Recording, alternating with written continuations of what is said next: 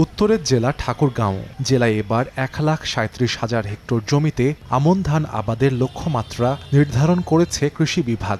ধানের চারা রোপণের পর এখন মাঠে মাঠে ব্যস্ততা বেড়েছে কৃষকের, তবে সংকট বেড়েছে রাসায়নিক সারের। জমিতে সময়মতো সার দেওয়ার তাগিদে ডিলারের পয়েন্টে পয়েন্টে ঘুরছেন কৃষকরা।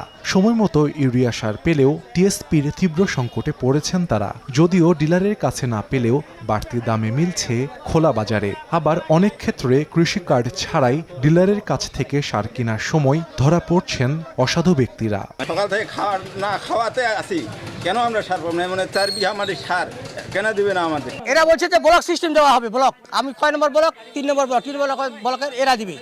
কালকে আসি ওখানে বলছে যে আমরা রোববারে দিয়ে নেবো। টিএসপিটা এখানে 1350 টাকা নিচ্ছে, দোকানে নিচ্ছে আপনারা 1900, 1850, 1900 টাকা নিচ্ছে।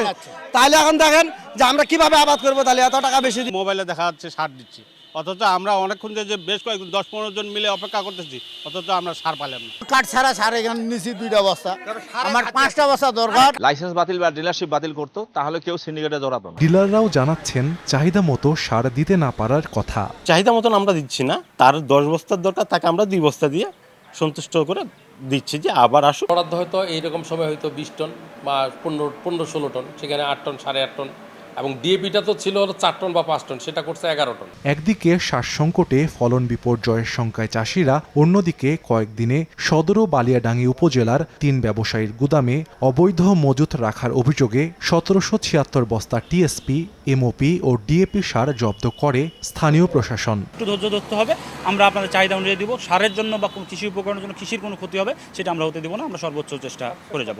টিএসপি, এমওপি এবং ডিএপি সার এগুলো আমরা জব্দ করেছি এবং পাশাপাশি 10,000 টাকার অর্থদণ্ড আদায় করেছি। কৃষি সম্প্রসারণ অধিদপ্তরের তথ্য মতে জেলার বালিয়াডাঙ্গি উপজেলার 2 ডিলারের গুদাম থেকে 839 বস্তা সার জব্দের পাশাপাশি 40,000 টাকা জরিমানা সহ একটি গুদাম সিলগালা করা হয়। আর সদরের গড়েয়া বাজারের ব্যবসায়ী ইসরাফিলের গুদাম থেকে 947 বস্তা সার জব্দ সহ অনিয়মের অভিযোগে আরেক ডিলারকে নোটিশ দিয়েছে কৃষি বিভাগ।